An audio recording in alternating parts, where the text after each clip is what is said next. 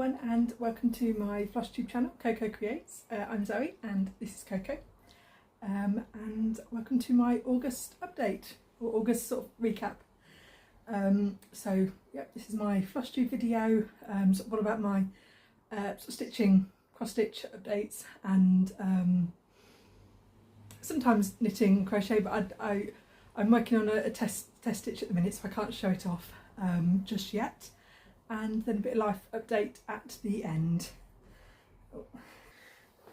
So there we go. She's going to go find somewhere to sleep, and while I get on with my video. So I have quite a lot of whips to show you. This is my stack of projects. As you can see, there's quite a few this month. I've actually worked on 10 different pieces, so I've been doing lots of stitching. I don't know how long this video is going to end up being. I will apologise in advance that it might be too long.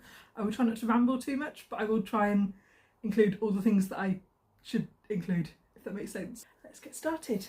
So here's my diary for this month. I only missed 4 days of stitching. A couple of those days I was at hospital, and a couple of those I just didn't stitch. But yes, so you can see my list of projects all the way down here is quite long. But yes, it has been a good stitching month, I suppose. Although really, in terms of numbers, well, I did a bit less stitching than last month, but like I've done my average stitches, so so yeah, it's just been able to spread over more projects. I think doing my Christmas piece for my 24 hours of cross stitch and whacking out a massive chunk of that sort of helped in my stitching, because it meant I didn't have to put as much into that this month to get my monthly goal. You know, so I was able to put those stitches elsewhere. So we're going to start with my whip go, which was the brainchild of Jessie-Marie over at Jessie-Marie Does Stuff. We started several years ago now. I can't remember exactly how many, but she didn't for a long time. So this month's straws were once again my Bathtime and my 3 baby dragons, which is the 3rd month on the trot that those 2 have been drawn. So once again I picked up those 2. So hopefully while I was doing all of that, I was inserting pictures of, you know, what it should look like and where I was last month. So I'm doing this in 20 stitch diagonals in this way. Here I got carried away with the part of the bath because it was just a big block of stitching, so I zoomed ahead and did that. So now the design is kind of split into 2. So I have the top part and then the bottom part. So we worked on the bottom part this month. So we came down here, so we did this stripe and turned around and we're heading up. That's the corner, that's the bottom corner. We touched it, we're just touching. So yeah, I've finally reached the bottom corner. So that is 3 out of the 4 corners hit on this one. So this is the last sort of long stripe, because obviously then coming back down we'll be on the shorter part, so we'll be getting shorter. So we're on the home straight. We are at about 62.5%, I think 62.55 I think it said. I really should have checked that before I came on. But yes, and this month I put in scooch this up, 4,013. So I've got it resting on my book that tells me how much I've stitched on, which is not a very good way to do this. It's quite convenient having this little square though. But yeah, so 413 stitches put in onto this month. And yeah, you can see I think I went a little bit over here just to fill in some stitches, but stopped just there. So we've got almost all the candles done, and you can see we've got a couple more flowers appearing on the bath now, which is quite nice. So this one out of all of my full coverage is the least confetti heavy now. The majority of the confetti was at the very top of the piece, in sort of where the wallpaper background is and where the like the border along the wall was. That was an awful lot of confetti. Obviously all of that's done now, so it's quite nice and sort of easy going on this part. So this is on a piece of 25 count even weave, off-white. It was like a antique white, I think it was called, and it's done over one full cross with all the DMC as called for. These, I don't know if you can see, but these little needle minders here, these ones, they're not like needle minders. I'm going to put this down because this is starting to hurt. Please hold. Too heavy. Anyway, these little minders. These are from Michelle at Stitch Mania Stash. She has an Etsy website and a Facebook and an Instagram. So this is what it's called. I don't know if you can take the QR codes from that, but at least you've got the name and you can Google that one. I actually found it through Facebook. And these are what I've got all over there. So you get a pack of 6, or at least I got them as a pack of 6. And these ones are all sort of sunflowers and bees. I really screwed up putting the camera so far away from like me, because now I'm like, I can't reach you to show you stuff. That was not a good idea on my part. But yeah, let me scooch forward without dropping anything. But yeah, so these are sunflowers and bees, and they are very thick there. So let me just put it back on the paper for you so you can see how they would hold onto the fabric. So there you go. So can you see there's quite a big gap sort of between the needle minder and the fabric, you know, whatever you put it on. So what these are for, I think what she's called them is like chart holders or something, so that you would put these on to help hold your chart in place on your fabric when you're working it, or as sort of markers, so because you get 6 you can sort of mark on the chart where you are. But what I'm using them for on my full coverage pieces is when I've got, because I'm parking, so when I've got the book that I'm sort of threading it, you know, around a couple of these out the way, and because it's so thick it allows me to put quite a few threads under the minder without damaging it. Because obviously if you've got a needle minder that's quite close to the fabric, 'cause the magnet's very thin, eventually you're going to be sort of pushing the magnet up, whereas these just allow me to pull all the threads around, and then when I'm finished that chunk I put them on these things. So here we go. So I use these bobbies to then put them on once I've got a chunk of them out of the way, and then I sort of wrap them around there and then pin them out of the way for that. But yes, and here's, I have 2 sets, so I bought a second set here, which I will use for my Animal Kingdom. So that's my coffee set. But yes, so I do recommend those, especially if you park like I do and you've got loads of thread tails, to sort of, you can wind them around a few of them and keep them all tidy. So that's enough of that. 15 minutes and I've literally spoken about one project. Next project. So my other half of my whip go call was my 3 baby dragons. So this piece is a Shinysuns design, and the artist is Misti Wudtke. And here we go. And this is where I've got to on here. So last month I'd already done this big black chunk years ago. Like when I first did, I think I did the black going up and round. So last month I filled in this book here, basically filled in the gap. And then again this month. So again, I'm always in 2 halves. I've got the up part and the down part. So yeah, so we worked on this part here. What I'll probably end up doing is doing the diagonals here until I kind of get to this kind of part here, and then I'll have to zoom myself up here and diddle it to catch up. So, but again, that'll be a little way off, I believe. So that is a problem for future me. And again, very similar to the last one, I'd sort of done the strip and half of the up strip. Actually, I believe I had to do 2 diagonals on this one, because I'm doing this as just 10 stitch diagonal, instead of 20, and this is on a piece of 18 count Ada. So I'm doing this 2/1 full cross, and we've just got our little wing in there. Have I got the picture line round? I do. Please hold. Haha. There we go. So here's the picture, and I've just started on the wing of this dinosaur here, dinosaur dragon. But yes, so that black chunk is this black bit here, which is just over the halfway across, and we are very close on the bottom. In fact, we are close. No, I've put too many whips on this board, it's too heavy. This is the end of my fabric, and I still have 20 or 30 more. I've got 2 or 3 more stripes to go before I hit the corner, and I don't think I'm going to have enough fabric. So I've had a look, and I think I can trim like a tiny bit off, like half a dozen stitches, basically below his foot there, so I can go up to the foot and trim a tiny bit off, and then I believe that would leave me about 5 or 10 stitches of fabric, so like half an inch to an inch.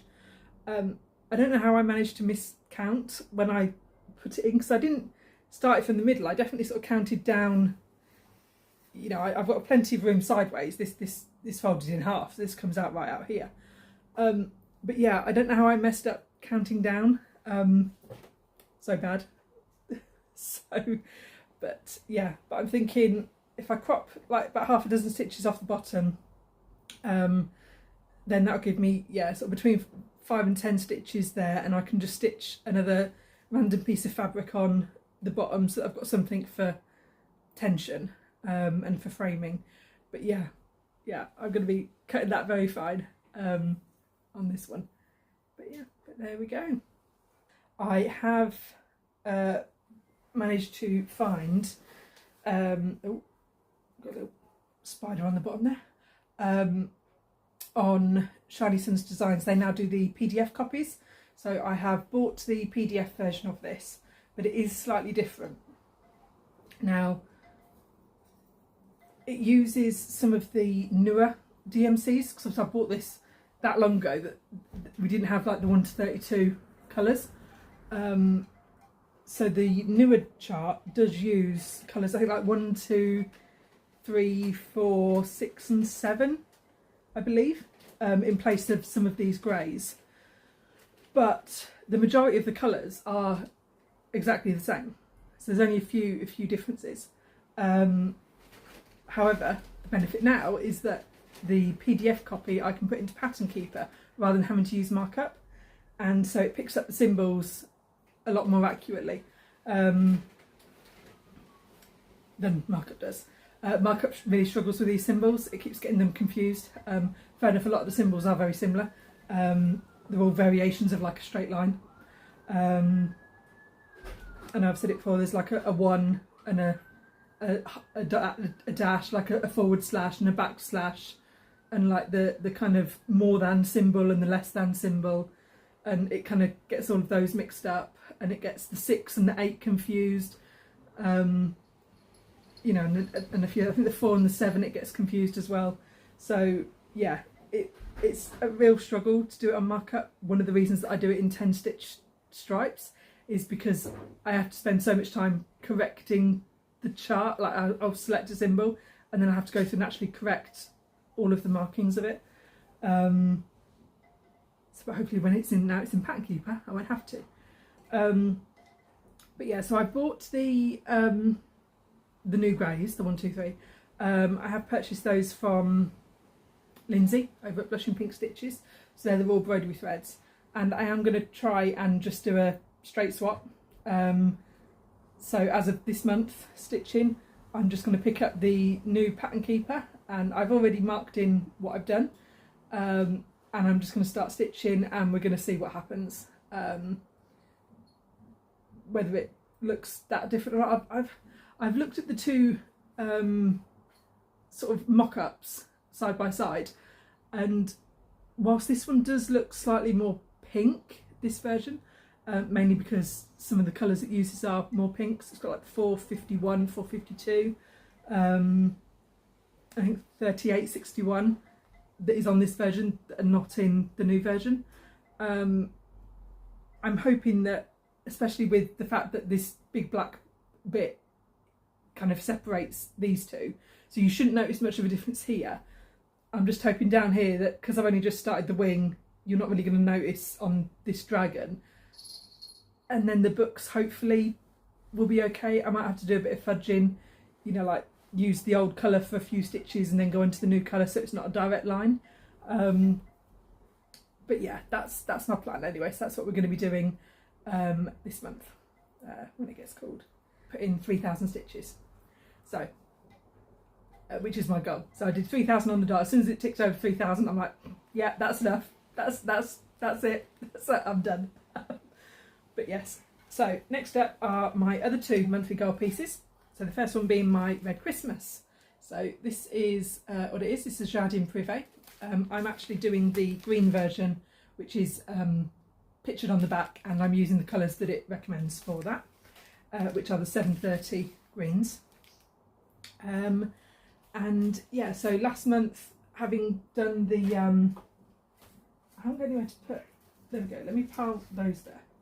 Right, so yes, last month having done the 24 hours of cross stitch where I did the whole border, meant that, yeah, there was a lot less stitching that I needed to do this month, which meant that I managed to get July's section finished. I haven't quite finished July's section because I'd done all of that extra.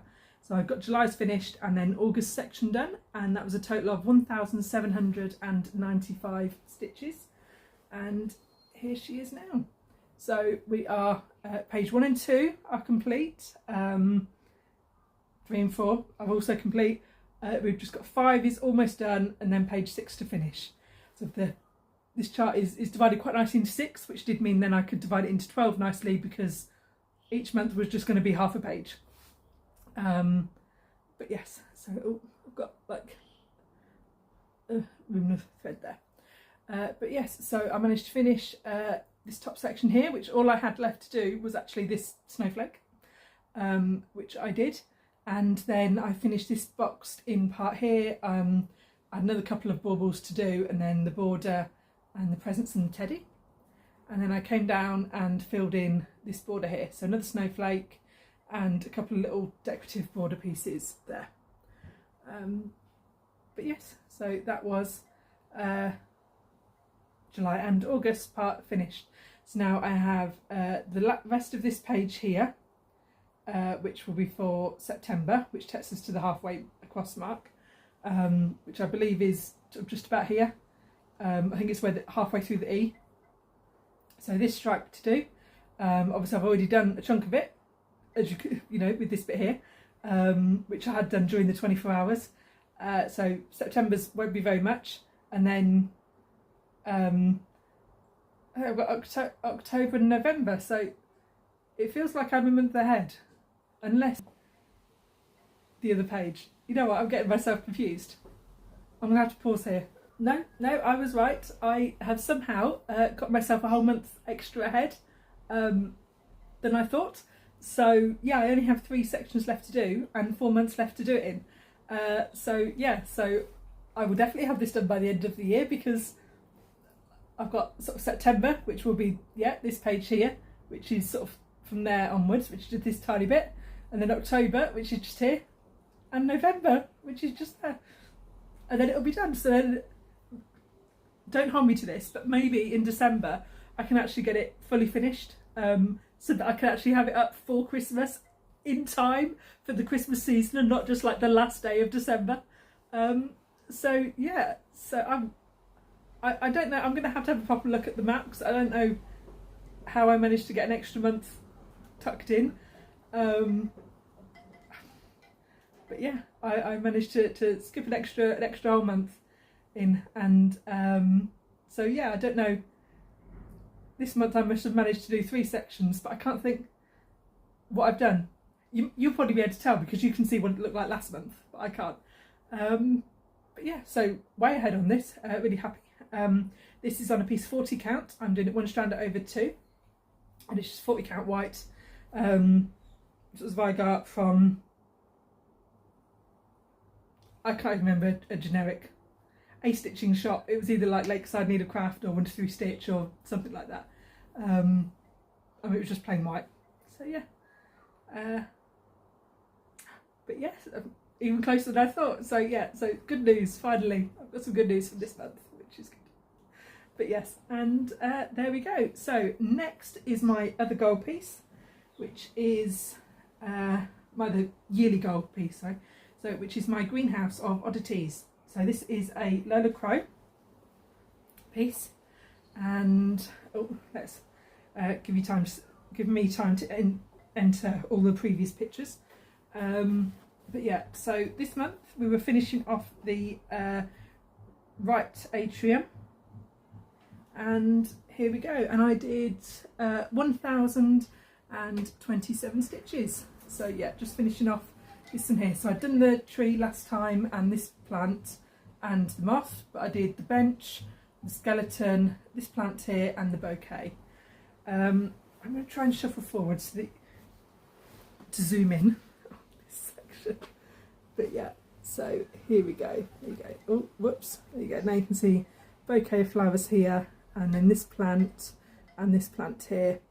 Skeleton and the bench that says these plants can kill, and a little skull and crossbones. And there we go. Now guess who forgot that there was backstitch on these?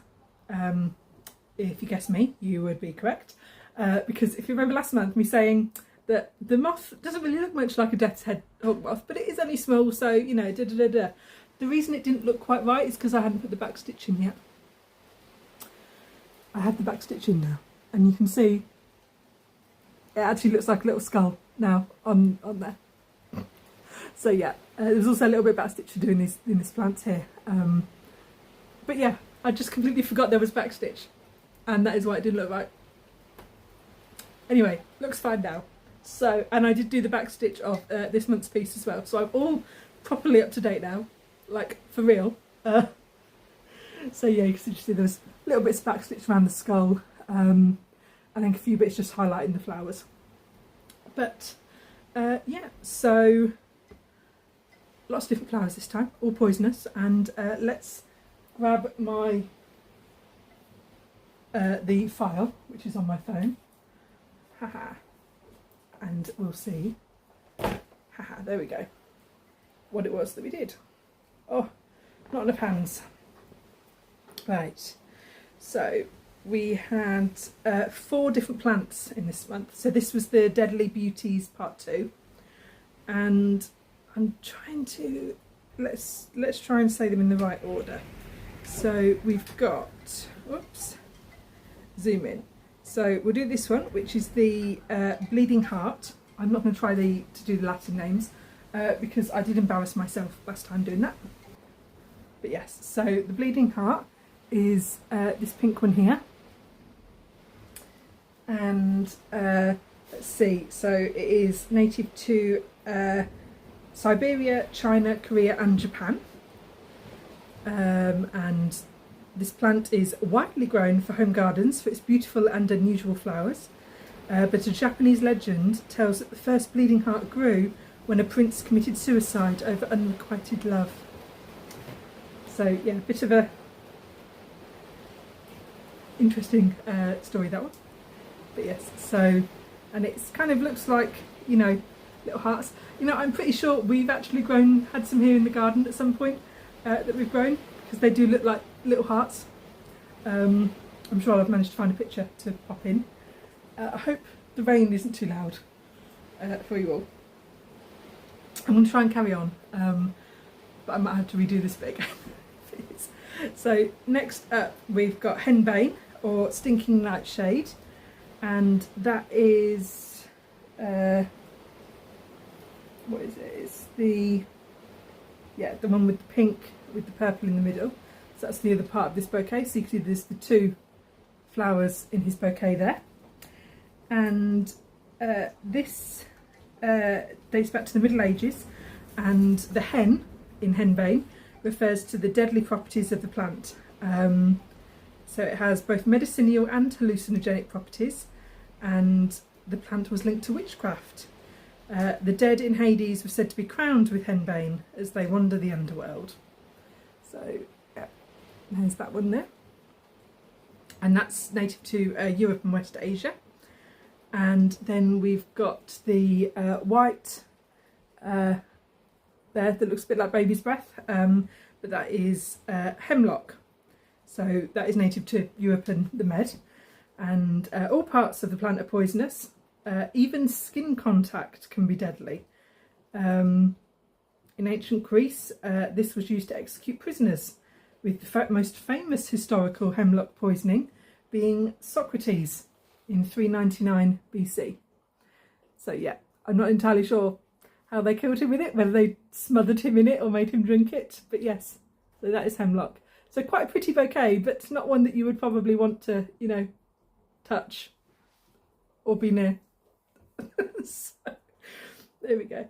And then we come down here and we have the original Deadly Nightshade, which is this plant down here. So you can see it's got sort of the bellflowers and then some little black bulbs down there. Also known as belladonna. So this is quite widespread over Europe, Middle East and North Africa. Long been known to be both a poison but also a cosmetic. So I believe, didn't they use them, I believe they used to use it in lip stain as well, but also they used to drop drops of it in their eyes to make their pupils look bigger and give them like a doughy eye effect, because that was attractive at the time. I don't know, I have no words, but yes. So it's also rumoured that the Roman Empress Levita used belladonna to poison Emperor Augustus. But yes, so they are all our poisonous plants. So again, very pretty, but no touchy. So yeah, so that is the atrium completed. So next month we move into finishing up this middle one. So I'm going to be doing this large plant in the middle, that the one my sister started with, and yes, on track for this one. But yes, let's pop that back away and then get on to our next piece. Oh, should we have a tea break? I think we should have a tea break. Next up we have my new start for the month. Now this one I started as part of Jenna over at the Red-Headed Stitcher, her birthday sale. So she had a Quaker, sort of Lila Studio Quaker sale, and this was the piece I started for that. So this is the welcome, a Quaker welcome, please. And I'm not doing the whole piece for this one. So let me pop that pile down first. Oh, that's good. Right. So what I'm doing with this is I'm just doing this bottom panel under there, but I also like this pineapple, so I'm going to be plonking that at the end somehow. But yeah, so that's what I'm doing. So I'm not doing the alphabets either. But yeah, and the threads that I'm using are, I didn't get them out, did I? Can I get to them nicely? Quite possibly not. Yes, I can. There we go. So the threads that I'm using are from Zoe over at Paintbox Threads, and they are her rose gold set and then just a brown, sort of dark brown. I did go through all the numbers last time. Let me know if you want me to repeat those. But this is the colour palette that I'm using. Let's neaten that up a little bit. Haha, there we go. So yeah, so sort of a purpley. My nails aren't helping with the colour balance there, are they? Let's do it that way. There we go. So this is kind of like a purpley colour, and then a couple of pinks, a couple of greens. This one here is kind of like a green and brown sort of blended together, so it's quite a nice variegated one, and then we've got the plain brown there. But yeah, so they are the colours that I'm using for this set. Oops. And I'm just, obviously you can see most of this down here is black, so I am kind of putting those colours in kind of where I think as I go. Like the leaves, the flowers here I did in, you know, pinks, and the stem was a green and the pot was a brown, you know, that sort of thing. And I'm just kind of making it up as I go. But here was my start. So I did 993 stitches. Ooh. So this is a piece of Sparkly's fabric in rosy, slightly rosy. There we go. So it is a bit, it's definitely a bit pinker than it's showing up on my camera. But yeah, and there we go. So I'm just sort of working my way along there, and then I'm going to finish it into a drum, is the plan.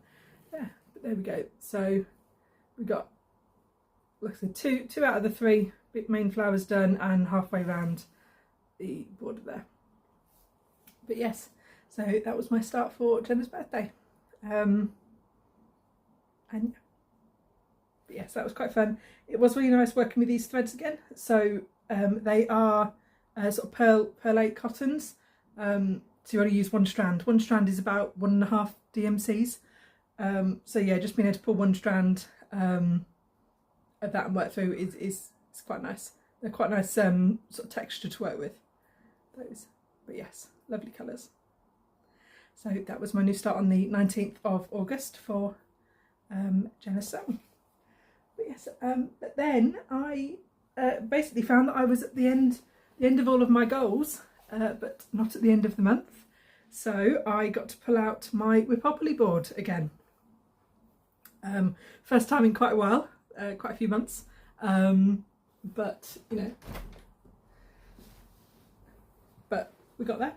So I'm running out of peg.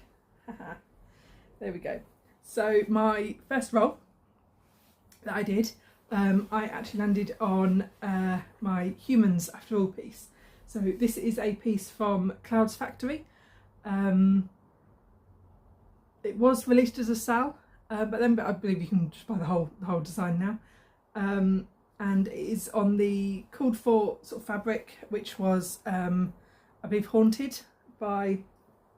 ancient by Picture This Plus, and it's a 32 count, I believe. I will have to check it because I'm hoping to do the Women in History piece, which is the same size. So I'll have to make sure I get the same count of fabric to do that one in. But yeah, so, and here it is all together. So I'm almost finished the top strip, but just over halfway down the bottom, middle, sorry. So I haven't done the bottom at all. So how the sal started, you started in the middle, and then I think it worked out up and round. But yeah, I'm kind of not really doing it in the order of the sal now that the sal's finished. I will finish this strip and then probably finish the middle and then do the bottom. But this is the piece I worked on this month. So I believe I just had to finish the turban here and put in the fireworks and the bookshelf, and then I just started on our Mayan person here. But yeah, so this was 611 stitches. I got on better with this one now. I know I had made quite a bit of a mess over here. I ended up going over 3 instead of over 2, and had to kind of rejig and make sure everything was lined up ready for the next piece. But didn't make any mistakes like that this time. So yeah, all sorted. And this is the last sort of era for this page's mine. So I believe there's a mine temple here, maybe another person, I think, but I can't remember who. But yeah, so close to finishing the top strip. I think we're over the 50% mark now, but mainly because I'd done more than half of this middle bit. I think that's the halfway. So yeah, so we're just at the 50% mark, I believe. But yes, so you know, we're getting there. We will have this finished soon at some point. But yeah, So I did, so I rolled a 6, so I did 611 stitches for that one. But yes, and then my next with Poppily Roll, I landed on a piece that I've not worked on for a long time, and I did really miss this piece. Even so much so that I forgot what it looked like and was like, oh, I don't know if I want to work on this piece anymore. But then I kind of re-looked at the pictures and was like, oh no, that's why I picked it. Yeah, okay, I'll keep working on this. I do like it really. So I will pop the picture in that I took before I started and try and grab there properly. And here is where I finished. So as you might be able to tell on where I started, I think I'd kind of picked up a strand of a colour and then worked as far as the strand would let me, and then I just picked up the next colour and started the next colour rather than completing the mandala of it. So so this time it was mainly a lot of me sort of trying to work out which parts I'd already started, and then actually finish doing those stitches all the way around, which was annoying, but we got there. So I put in 943 stitches into this one, so I rolled a 9. And apart from about these 4 stitches that stuck out there, just because I'd obviously still had some thread on the end of my needle at the time, this is completed all the way around. I mean, it's not completed, there's still more to do, but I mean, it's each colour that I'd started has been completed. So yeah, I believe all that's left, all of these holes that are in the middle are all beads. Apart from, I think, a little bit sort of here. I think these 4 need filling in. And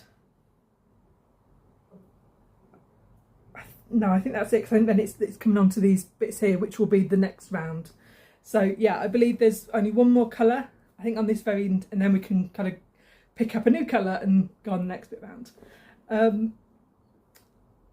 I will admit, I did show off a little bit with this one. I will pop in a picture, because I thought I'm going to pop this into Pattern Keeper just so I can mark off what I have already done. Then I can look at what I'm going to do next. Now, obviously Pattern Keeper works with DMC.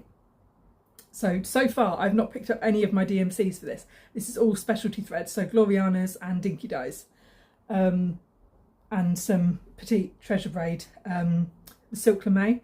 That is lovely to work with.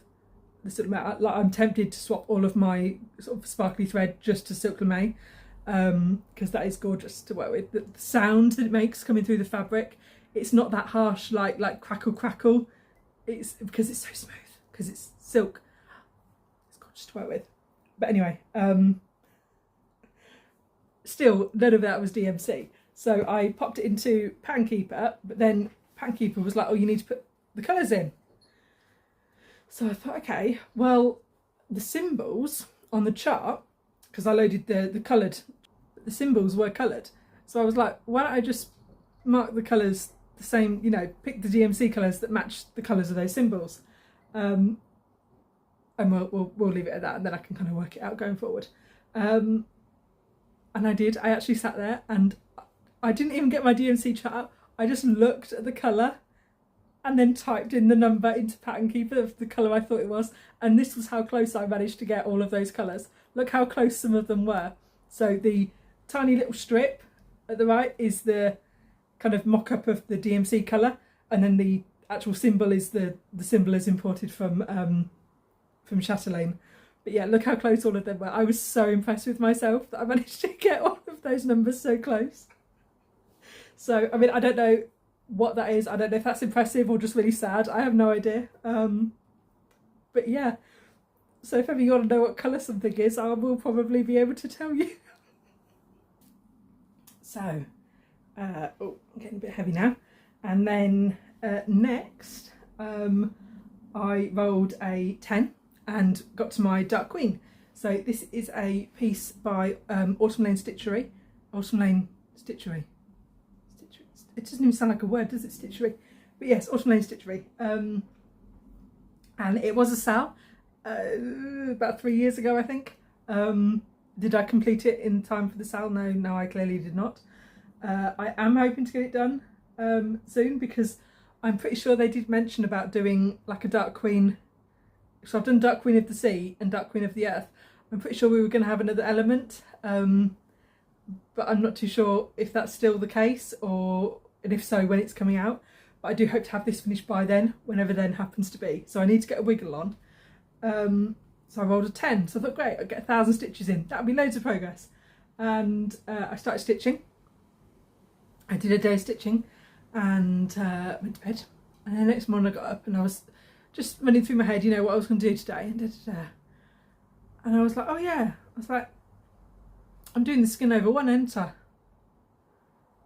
So I didn't stitch it over one yesterday, did I? So I had to unpick all of the stitching that I'd done on her legs and redo it over one. So here is almost 1,000. I think I actually stopped at 800. So I redid 800 stitches after unpicking about 600 that I'd done the day before. And I was like, you know what, that's close enough. That's more than 1,000. I'm calling it there. We're going to finish the day with whatever. But yes, so obviously there she is. I've still got this little corner to finish, and then her hair and her horns and her eyes, and then just her legs and the bottom here, and then just backstitch. So there's not actually that much left to do, but when you think that sort of all of this, you know, most of her skin being over one is 4 times as much work as, you know, as the regular cross stitch would be. I mean, that's 800 stitches there, and that's just sort of this bit of brown there and a little bit around here. But yeah. So there we go. So the legs that I'm actually doing for this one are the same legs that were charted for the green skin version. So I put out 2 versions of this. So you had a green skin and a brown skin, the brown matching the wood, and her legs, instead of being legs, were kind of like tree stumps, I suppose is the best way to put it, to match in with the wood effect. And her face and her horns sort of went into this border as branches as well, so it's all merged in. I didn't quite like all of that, so I definitely wanted her to have sort of actual legs. So the green skin version does have legs, and what I've done is I've basically popped the green skin version into Pattern Keeper and then just changed the colour numbers to match the sort of the 840 range of the skin colours, and swap those in for the green. Just, you know, so it follows the same sort of highlights, but instead of them being greens, it's brown. And then up here, instead of all of her head kind of merging into twigs, I'm going to do kind of, again, the green skin version of the horns, just the 2 horns, but she's still going to have the sort of curly hair of the brown skin version. So I've got to kind of merge those together at the top a little bit, which is why this has kind of all been ended here, because it was like, you know, I didn't want to go up from here and get clogged in with there, so then we'll have to count down from here to get the horns in the right place, and then stitch up her forehead and stitch down her hair, and then they'll meet somewhere in the middle and form a hairline, hopefully in the right place. That's what we're going with. But yeah, and her hair there, and then yeah, and then after that, like I said, this tiny little corner, and then just backstitch. Oh, and another change that I made is one version did have 3 flowers and one version did have 3 orbs, and I couldn't decide between them, so I did both. So yeah, I picked this flower and then those 2 as orbs. But yeah, but apart from that, I did everything that Aaron told me to. All the rest is exactly the same. I used the Cool For fabric from Under the Sea. I mean, I bought it as the kit, so I used all the Cool For threads, all the called for colours, all the Called For beads will be the same, but yes. And there she is. So then we got on to the last day of August, so this was yesterday, and I did my final roll for Repopoly. I was debating whether to do a roll or whether to do the video yesterday, and quite honestly, I didn't have the energy to do a whole video and get everything out, so I thought we'll do some stitching. Hopefully it's a small roll So and I will admit I did cheat on this one, because the first roll I did, I actually landed on a piece that I've UFO'd and was like, yeah, we're not doing that. So I went back to the Dark Queen and then basically did the roll again and went from there.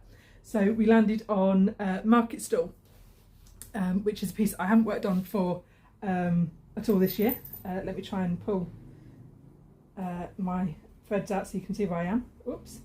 Right. But I will pop a photo in of where I was when I started. And I rolled a 5, so I was due to put 500 in, and I actually did 545 because I wanted to finish all of the parked threads that I had on that section. And here's where we are at the minute. Now this is on over 1 on a 36 count. So despite the fact that I've done like, I don't know, 3,000 or 4,000 stitches, it's like so tiny. So I have to like zoom right in so you can see. But there we go. So that's what we've done, and I basically did this stripe here and this stripe here. Now we've not finished this entire stripe, but what I did is I worked in all of the park threads that I had. So these little bits here are just new threads that I need to put on. But yeah, so there we go. This one I started slap bang in the middle of the chart, and we're doing 10 stitch diamond. I am on this next pass though. I will have finished a full 10 stitches, and I am going to try and move up onto 20 stitches now, because I think it's big enough that I can get, you know, a side of 20 stitches in. But yeah, just because there is so much confetti that sort of only doing like 2 or 3 stitches and then having to change colour and doing 1 or 2 and then changing colour, it's quite time consuming spent just swapping between colours. So by having the 20 stitch chunk that I'll be doing, hoping to get a few more stitches in each colour before I have to swap out. But unfortunately I couldn't really do that to start with, because I was starting with such a small area in the middle. I was going to have 20 stitches this way and this way and this way and this way, and it was going to be too much of a large area to have all of those ends tucked in on the back. So that if I just do it in 10 stitch stripes, I'll have half as many new colours per stripe and we can work from there. So yeah, I mean the back, can I get to the back from here? Let's see. I mean, the back is very thick, as you can see, but I mean you can sort of see the spiral that we're going in.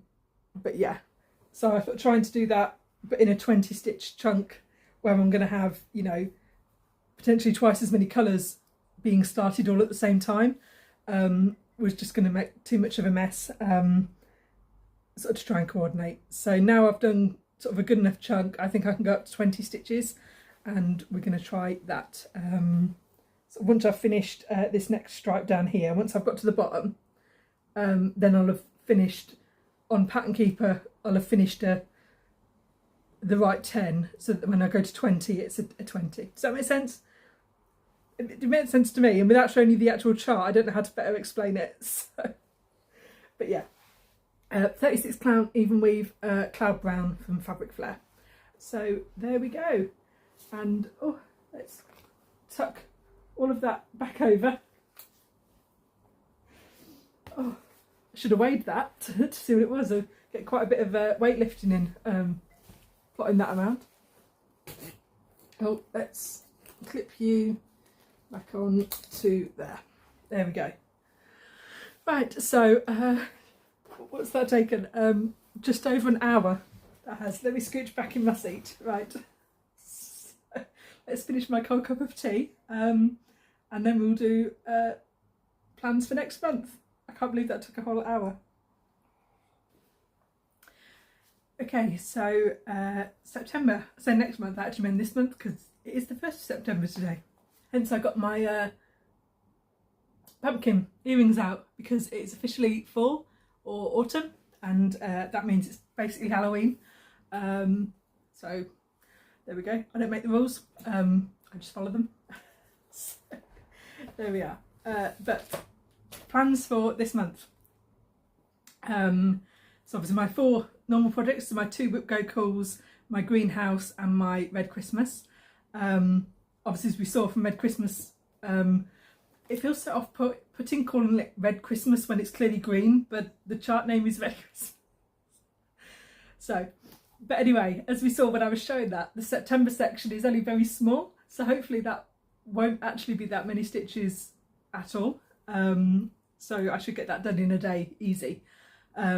See, I've said that now, and it's going to take me about 4 days to stitch. You watch. Just to prove me wrong. But yes, my greenhouse is just the middle flower, and I believe I did check the count on Pattern Keeper for that, and it's only about 850 stitches, I think. So that shouldn't be too bad to do either. So they're both quite small goals for this month, which is nice. Because my whip go, Jessie called the whip go numbers for this month, and she called 14 and 18, which I don't know if you remember me saying last month that I still had quite a few calls of my Animal Kingdom left. So I still have 4 numbers to pull for the Animal Kingdom, and then 2 each for Bathtime and Dragons. So of course this month the numbers that were called were both my dragons. So that means I'm doing 2 pulls of that, so 6,000 stitches in all for my baby dragons, which will be the new pattern stitches on Pattern Keeper. But yes, so, and then if I get my full 6,000 stitches done, that will give me this block here and this block here, and this block does a bingo this way and a bingo this way. So yes, that'll be 2 bingos this month. But what it does mean is then for October, November, December, the last 3 months of the year, I've got 2 pulls of Bathtime and 4 pulls of Animal Kingdom. So I'm definitely going to have at least 1 month out of those 3 that is just working on Animal Kingdom and whacking out 8,000 stitches on that piece, all in 1 month. I mean, depending what numbers get pulled, it could be 2. I might end up getting both the bath times together on one of those months, meaning that 2 of the months are going to be on Animal Kingdom, and that is going to be a lot. What else have we got for goals? I've got to flick through all my pages again. Haha, there we go. So yeah, so there's those 4 projects, and oh, then I've got the retreat this month as well.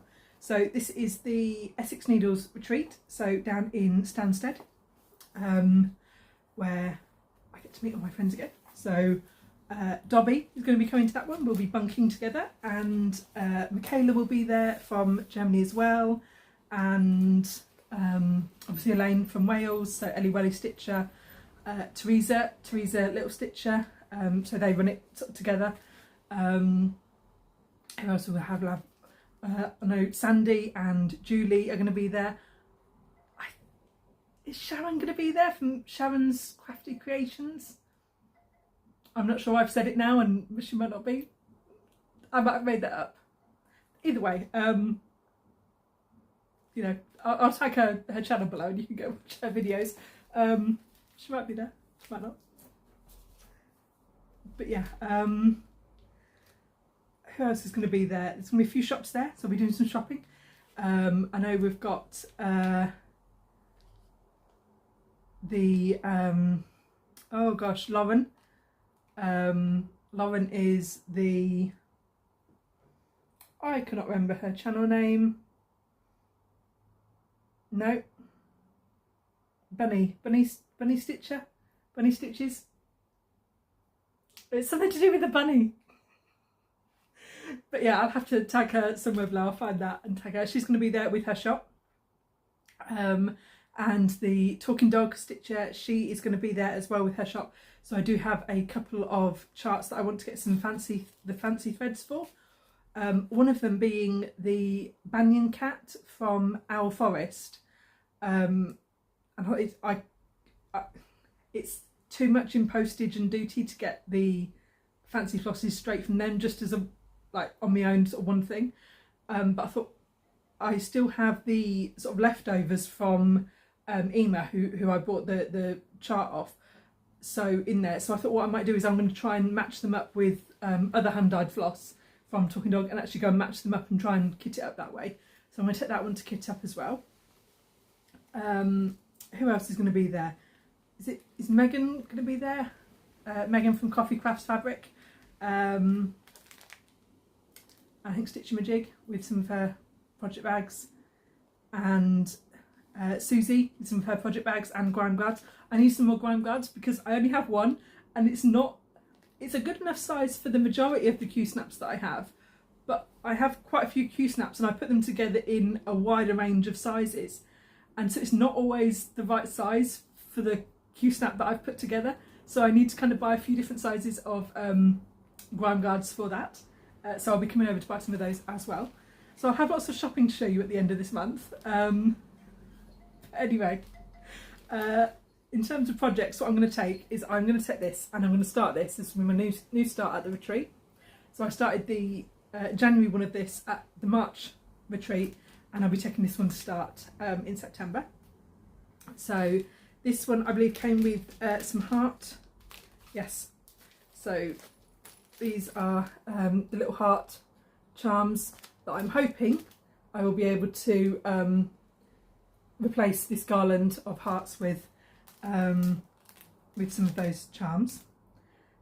But yes, depending on the size, I'm doing these on a 40 count linen, and I'm not 100% sure how the size will work out.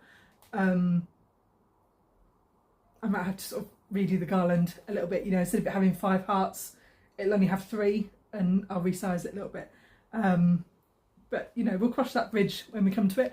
I will start with the houses and get the 4 big houses out of the way first, so then the garland can be done at the end. But yes, so I got these kitted up from Megan Coffee Crafts fabric, so she's included all the little charms and hand-dyed fabric for that. I'll be taking that one with me, and then it's just popping around deciding what else to take. I might have to have a look through and see which projects I've not worked on so far this year, and see if I could take any of those. Now I'm not going to be taking my big floor stand, so I'm only going to be taking my little lap stand to work from. So there can't be any projects that are too big because it's going to be too heavy for the little lap stand. So yeah, I might have to have a play around and you know, be a bit more selective rather than just taking a bunch of projects that I could work on. I think, well, actually, what small pieces have I got that I can do, but also what pieces can I do where I can also stop and talk to people and then pick it up and carry on. But yeah, so that is the last weekend of September, like the 26th-ish, I believe.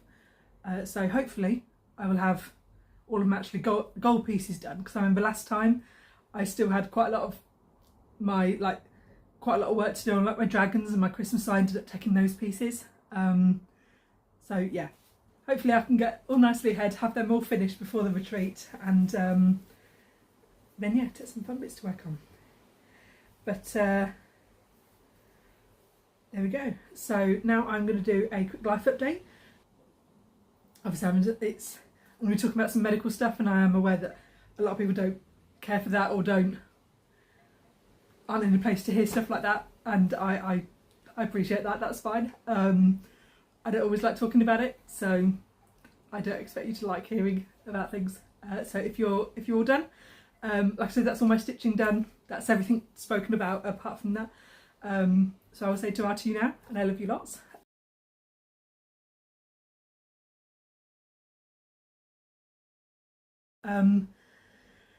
To anyone that does want to stay through my shitty life update, here it is. So I spent a lot of this month back and forth to hospital appointments. I've had a few sort of like tests done, but like invasive tests. So we've had I've been to see the gastroenterologist. So I've been to actually see the gastroenterologist, as opposed to last time where he never even spoke to me, just looked at my file, told me that I didn't have Crohn's, and then discharged me. Bearing in mind that at the time I didn't have any symptoms for Crohn's, and I wasn't going to see him because I was worried that I had Crohn's. So I don't know where he got that from, but he was like, no, it's not that, go, you're fine. I was like, well, that's very much not how it works, but okay. So I got referred somewhere else, so I went down to Huntingdon Hospital and saw a different gastroenterologist. So this is a lady that I went to see. Coincidentally, it always happens to be that when I see a female doctor, we tend to get more done. I don't know how much of a coincidence that is, but there we go. And she sort of listened to what I said, and I explained that, you know, because of my Ehlers-Danlos syndrome, I'm at high risk for, you know, a bunch of different things, and the symptoms match some of those things, so that's what I want testing for. And she was like, okay, yeah, sure, that makes sense. She says, but what we'll start with is we'll start with sort of the dangerous things first. You know, like, I'd rather get out of the way the things that would be life-threatening, and then we can test for things that are not as life-threatening. So, you know, which made sense. So she's, well, so we started off with bloods, you know, simple test, blood test. Just look at things like white blood count, sort of enzyme checks, like iron, various vitamins, red blood count, oxygen levels, all things like that. Did all the standard, you know, blood pressure, all of those things. And she's right. She's, and then I had to go for a gastroscopy, which is an endoscopy that goes that way, down into your stomach. So we scheduled that in and I went for that. That was more traumatic than I think it needed to be. So I have a lot of, I've a lack of tissue integrity, I suppose is the word. So in terms of being able to get the tube up my nose, a lot of it's all collapsed inside here. So there wasn't a lot of space for him to get the tube up my nose. So he said, well, we could go through your mouth. But you need to be able to open your mouth to at least accommodate the size of the scope that we're going to put in there. And I says, oh cool, I can open my mouth to about there. And then I dislocate my jaw. So I was like, okay, yeah, we can't do that. And he says, what if we get the children's scope out? So we went and got the children's one out and we tried that, and I promptly dislocated my jaw. Right, this side promptly popped out. So it's like, okay, yeah, we can't do that. So I had to sort of hold my face back on, push it back on, and it was like, right, we're going to have to go through your nose and we're going to have to force it, sort of thing. And so went up my nose. It was quite painful despite all of the anaesthetic and everything I'd had, and went down into my stomach. And he says, right, he says, it'll take about 5 minutes. He says, but if you want to stop, say stop and we'll stop. So I was like, okay, fine. We got to about the 7-minute mark and it was really starting to hurt,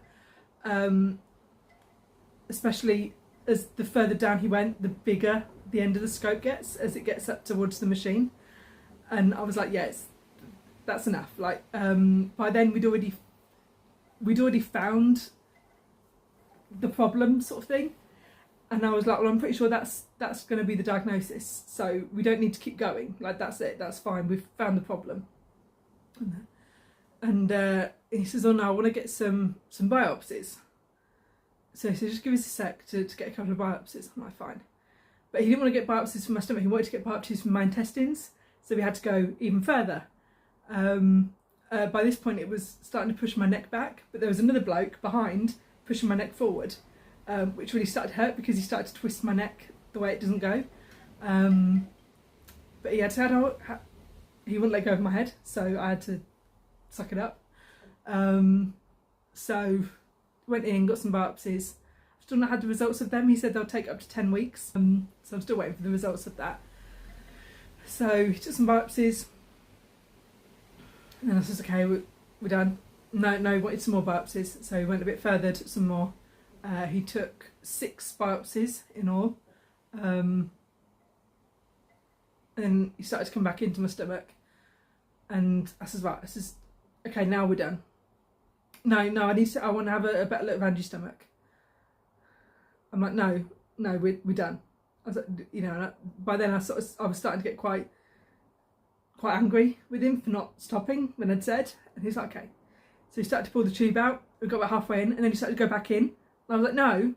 I was like, I said we're done.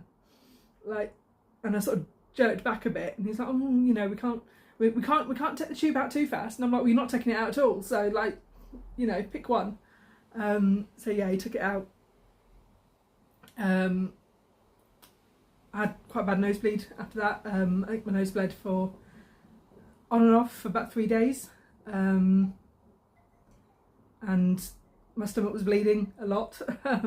So that was probably about 2 weeks until bleeding had stopped in my stomach.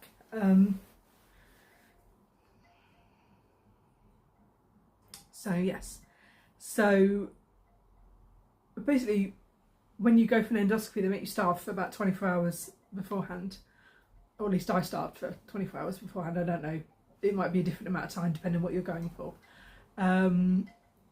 So I still had food in my stomach when we had the scope. So that means that food's been in there for a day. Food is supposed to have gone through your stomach in a maximum of 4 hours. It's supposed to have cleared your stomach and gone into your intestine onto the next bit. And yeah, mine was still there. And it still looked like food, some of it. So it was going to be there for a bit longer, until it had sort of broken down enough to go through.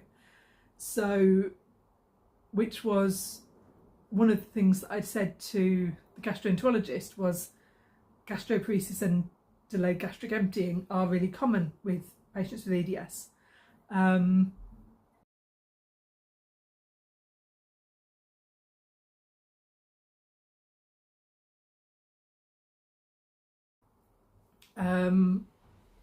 So I was like, it's, you know, that's what I think I've got. And yeah, either one of those would cause the food to still be in my stomach way after it should have moved on. So as soon as I'd seen that, I was like, well, yeah, that's proof that's proof of diagnosis. Like we can go from that. We know that's what it is, and now we can test specifically for that. So we're looking at doing next. I'm waiting for a gastric emptying study, which can be done a couple of different ways, and I'm not sure which way. Obviously, they're going to decide to do yet. I don't know what they're going to do. I know one way of doing it, they do give you like a barium meal style. Another way you can do it is taking a tablet that has a camera in it, and you know, and then they can sort of see via the camera what's actually happening.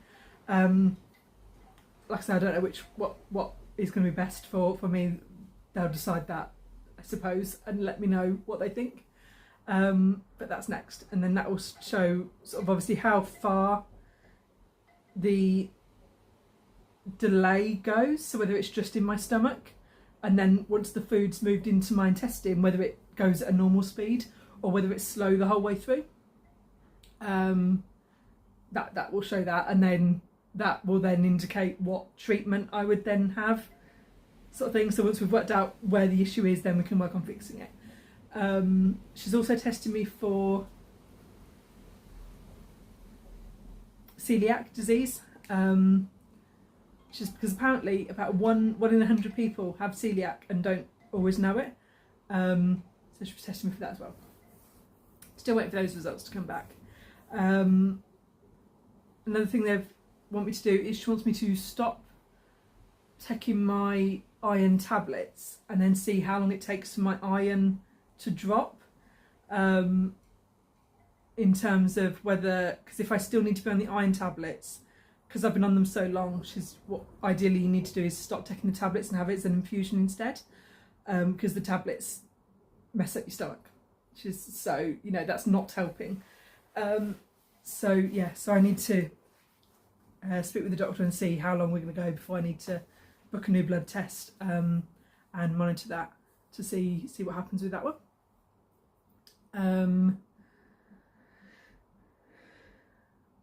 So then I finally got my appointment through for the eye specialist.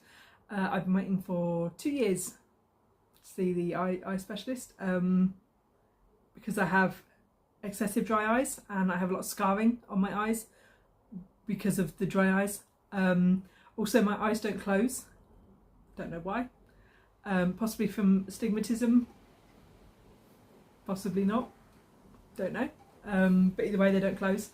And especially when I'm asleep, it gets quite dangerous because obviously them not closing and not blinking either means there's no tears, and it just gets drier and drier and drier. So I've got quite a lot of scarring around sort of the bottom half of my eyes. And I use eye drops like they're going out of fashion. I mean, I go through about a bottle of drops a week. And I think a bottle's supposed to last about 3 months. And I use one a week. So yeah, so I finally saw a specialist. He's told me I need to use this really thick gel at night. I don't know if that's helping. I've only just started using it, so it might help. And he also wants me to use hot compresses.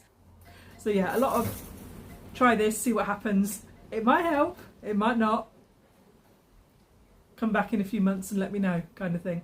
But yeah, so that's fun. So, and trying to get a really thick gel into your eye is a lot harder than it sounds, because like you squeeze it out of the tube and you're not allowed to like put it on your finger and then put it into your eye. You have to do it directly from the tube into your eye, but you can't touch the tube to your eye. Like, you don't want to poke yourself in the face with a giant metal stick, so you don't touch the tube to your eye. But you've somehow got to get this gel to like come off the tube, and it's a lot harder than it sounds. So it's been about 2 or 3 nights, and I'm still not quite got the hang of it yet. I've dropped it like down my cheek a couple of times, and obviously once you've smeared it across your face, you can't then put it in your eye because now it's covered in like skin cells and all sorts, and you don't want all of that in your eye. So yeah, it's interesting. It's an experience, so we'll go with that. But yeah, and then apart from physio, which I'm doing 3 times a week now, and all my other regular appointments, that was my health update for this month. But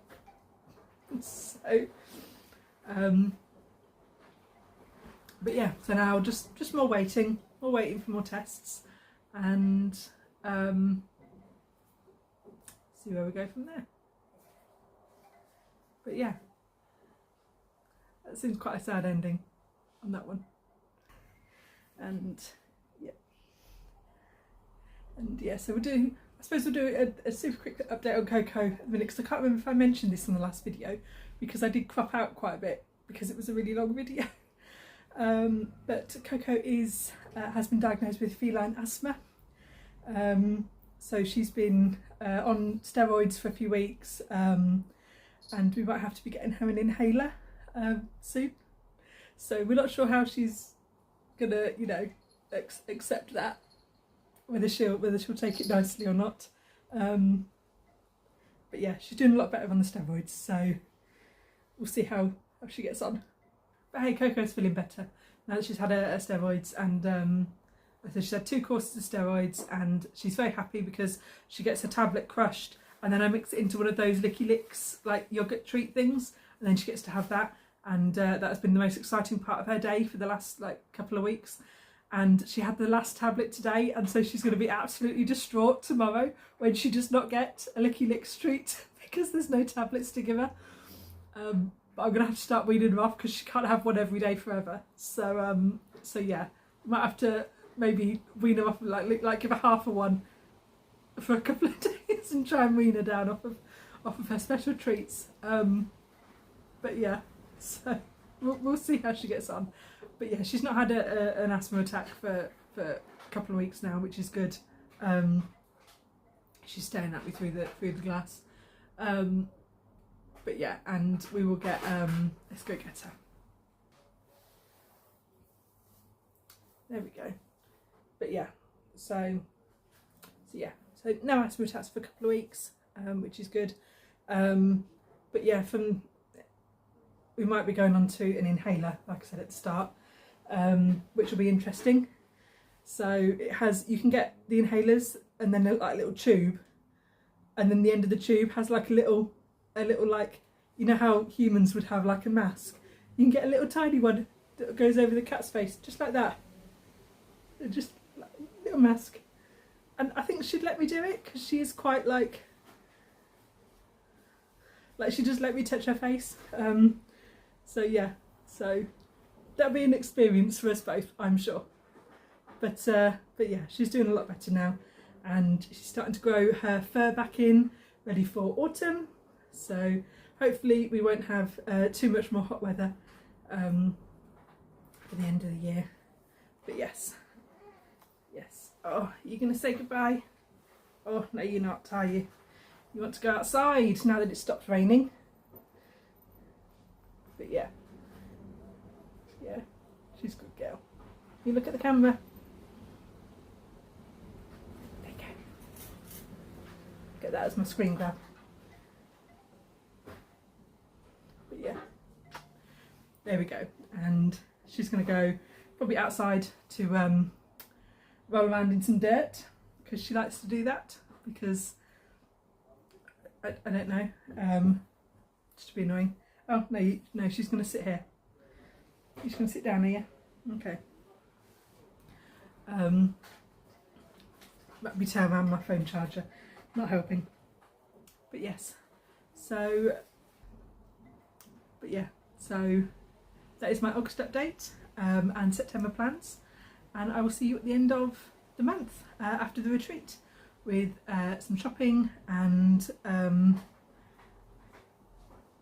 might get a video of the finishes table, this time a proper video, and that I can share to show off some of the, because there's always so many lovely finishes. And we'll see you soon. Yes, bye bye. Have a good month, and we love you lots.